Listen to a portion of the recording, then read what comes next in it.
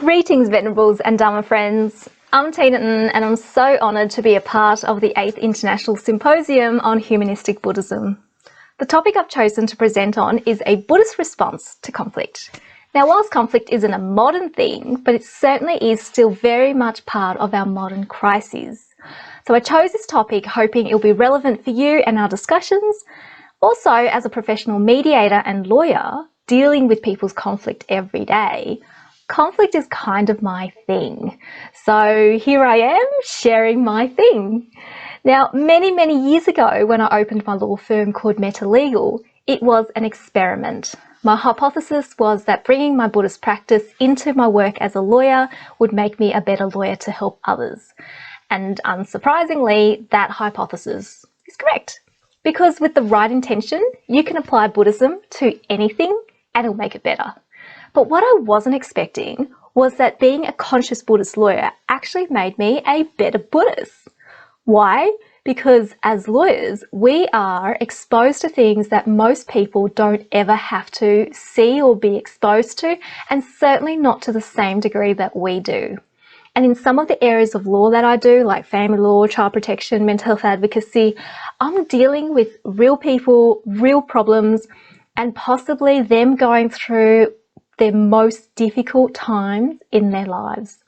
So these cases can be very complex and emotionally challenging.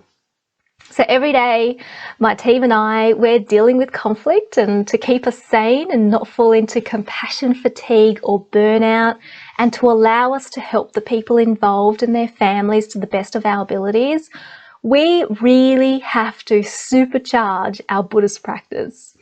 So this is real practice with real life consequences for my clients, my staff, and for myself. So over the years, I've seen a lot of conflict, and I've learnt a lot about their cause and also their resolution.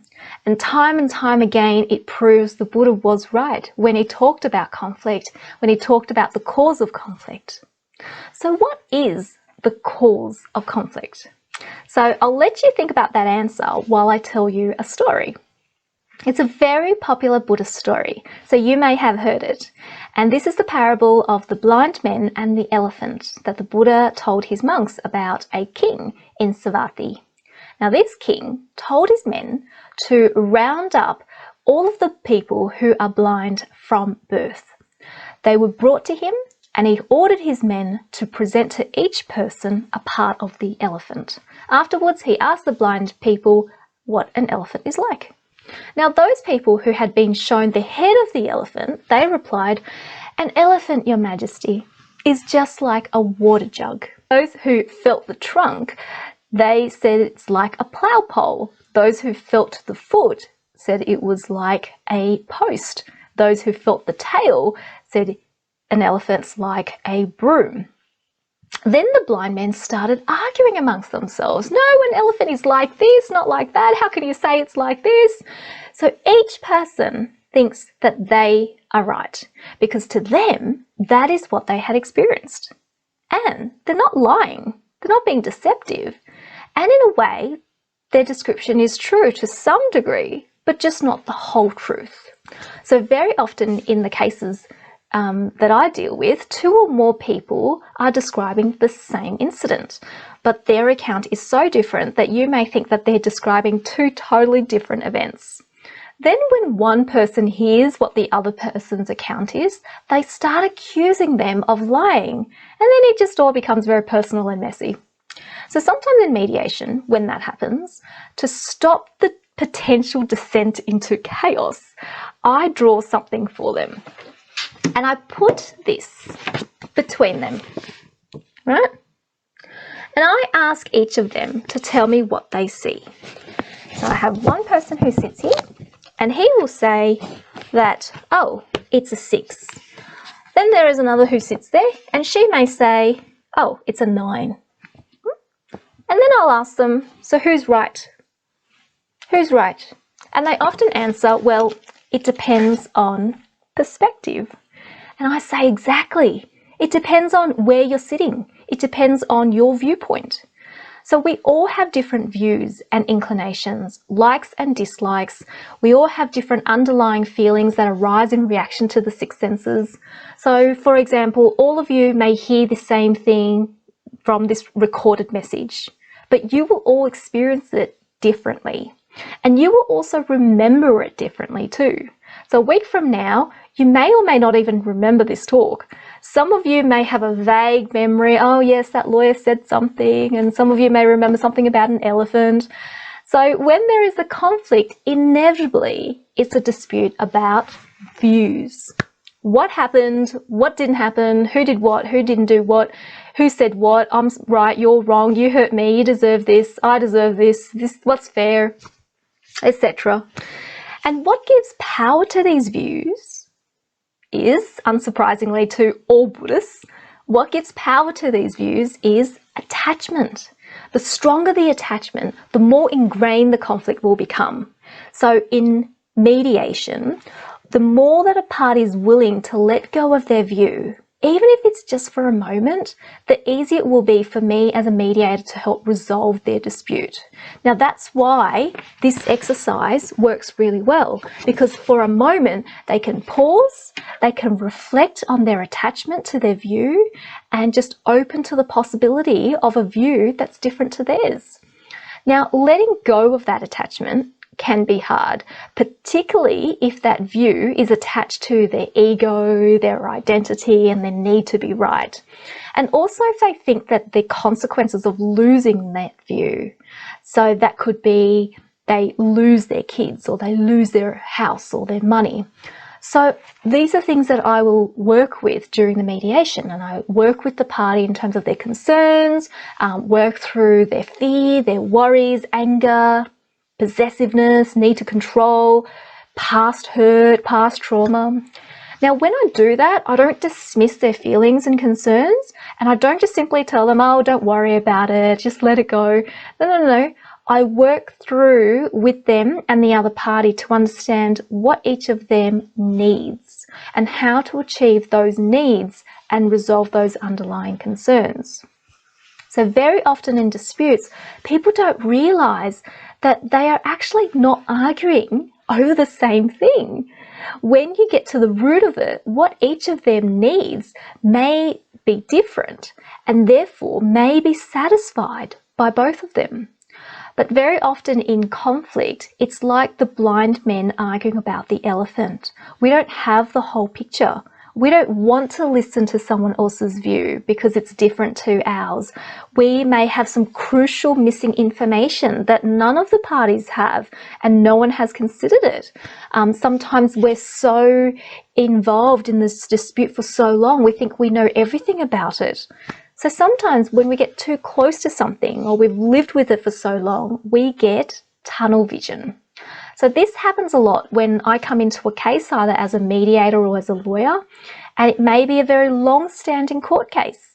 And I come in with fresh eyes and a fresh perspective, and then I may find something that is important information that's been missing. So in disputes, taking a step back and looking at the whole elephant, not just what's immediately in front of you, very often could shed a whole different perspective to the dispute and possibly resolve it as well. Now, to give you a real life example, as a divorce lawyer, I do lose clients in the first interview, and I am totally okay with that. And I'll tell you why. So a woman comes into my office asking my help to help her file a divorce. So I ask her about her marriage, and she spends about an hour just bad-mouthing about her husband, about all the bad things that annoy her. They're not like violence and no risk to kids or anything. I always check that out. So anyway, I listen to her and I let her talk. Now, interesting enough, I'm not just hearing what she tells me, but also what she's not telling me. And she starts telling me something about her husband and her kids. And then I thought, it sounds like her husband is actually quite an active husband who takes care of the kids. So I wanted to just check whether that was right or not. So I asked her, so what kind of father is he? And my client said, oh, he's a great father. The kids love him. They probably love him more than they love me. So I thought, oh, okay, well, that's surprising. And so I thought I'll explore this in a different way. And I asked her, so what kind of husband is he? And she, of course, started telling me about why he's a bad husband. And I stopped her politely and I just said, you know, I've spent an hour hearing about how he's a bad husband, but can you tell me one good thing about him as a husband? So she went quiet for a little bit and then she was thinking, and then she started crying. And then she said to me, he still loves me. She was crying because despite her complaints about him and the conflict between them, she realized that he still loves her.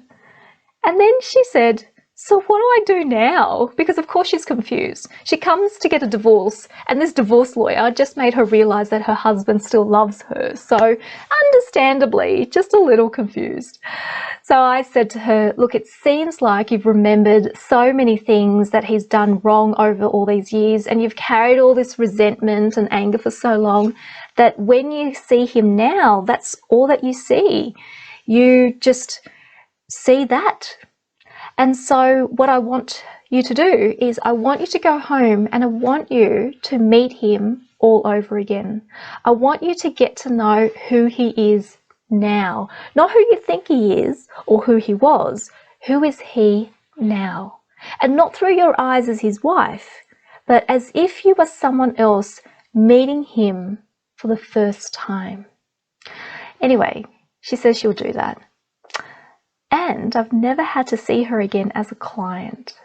So yeah, so I do lose clients in the first interview because they realize they don't need a divorce anymore. And I am totally okay with that. So I use this example, this story as an example to show how often in conflicts we have a particular perception of the other person. And we often attribute all the bad things, all the negative things we can think of to them as if they have not one streak of goodness. And that also applies to ourselves. So in our inner conflict with ourselves, it may be that we only remember our mistakes, our embarrassing moments, and we only see our imperfections and failures. We're not seeing the whole picture. We're not seeing the beautiful elephant. So understanding the conflict and the needs of the people involved is a crucial step. Deeply understanding not just the negative side, but the positive side, the whole of it, is really important. To deeply hear and empathize with people, even if it means letting go for a moment our own viewpoints. So the hurt in them is real for them. That is their experience in their world. So getting all that information before we judge too quickly and perhaps not judge at all. So after looking at what each person in the conflict needs, we can explore creative options in how we may be able to meet those needs. So there's an exercise used in negotiation classes where the class is split into two groups. So each group is given different facts and what they want. Both groups want 10,000 rare ostrich eggs, but only 10,000 of those rare eggs actually exist. So they negotiate and they make offers. Then at the end, they realize in the facts that they were given, there were important details that they had missed. So Group A is a drug company and needs the egg yolks to make a serum that is going to be used to cure rare diseases. Group B is a chemist company and they require the egg shells to make a pesticide. So when the groups realize this, they also realize an important lesson. When we assume what we need and what the other person needs, so in this case, everyone assumed they needed the whole egg, the conflict may seem intractable. But once you truly understand what the other person needs, potentially all the needs may be met and the conflict falls away. So Group A in this example, they just needed the yolk. Group B, they can have the eggshells. So I know this may seem like it's simple, it's just fiction, but there are many times in my mediations when if time is taken to understand what the parties really need, the conflict just falls away. So the other thing that we explore in mediation with each party is whether there is something even more valuable to them than what the dispute is about. So something that they want, that they would be willing to put aside their differences to get. For example, maybe what is more valuable to them is to be able to put this stressful conflict behind them so that they could move on. For child custody cases, I ask parents to think about their child's wedding day and whether they want their children or their child to have to choose which parent they want to invite because their parents hate each other so much that they can't have both of them there. You know, it just helps put things into perspective, and it just puts the dispute into perspective, because what they're arguing about now, they think is a big deal, but is it going to be still a big deal years later? And for us Buddhists, we should put into perspective our disputes not only with the view of this lifetime, but many lifetimes to come. So when we die, how important are the things that we are holding on to now? How much of it can we take away to our next life? So it just makes us reflect on what is truly valuable and meaningful for our life. Now, another way to help warring parties to focus on what is, to resolve their conflict is to focus on what is common. So for example, child custody disputes, what is often the common thing between both parents is the welfare and well-being of the children.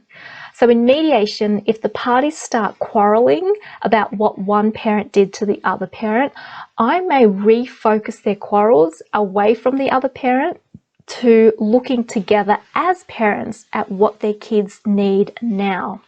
So sometimes in mediation, I ask the parents to reflect on how their kids have been going since separation. So this exercise allows parents to see that, yeah, whilst they themselves have gone through loss and hurt and anger, that their kids have been going through their own difficulties as well. It just puts both parents into the same boat to look at the common problem together and find solutions together. So now instead of fighting against each other, we now have them working together for a common purpose, which is to help and support their children. Now, I can probably go on and on about other ways in which, as Buddhists, we can find ways to respond to conflict, but there's just one more that I want to share with you, and that is to understand karma. There are some conflicts that you just can't avoid. There are some fights that you just can't win. There are some people that you just can't run away from, and there are some wars that you just can't stop. And in my work and in my life, I see karma playing out so vividly. I can see how one person's treatment of the other in their past has caused their suffering today. Also in Buddhism, it's not only the karma that we create in this life, but countless lives and all the unskillful things that we have done in past lives that we may not even know about in this life. You know, even the Buddha himself was unable to stop the destruction of the Sakya clan. He intervened successfully 3 times to stop the destruction of the Sakya clan when there was a war, but the 4th time the Buddha did not intervene.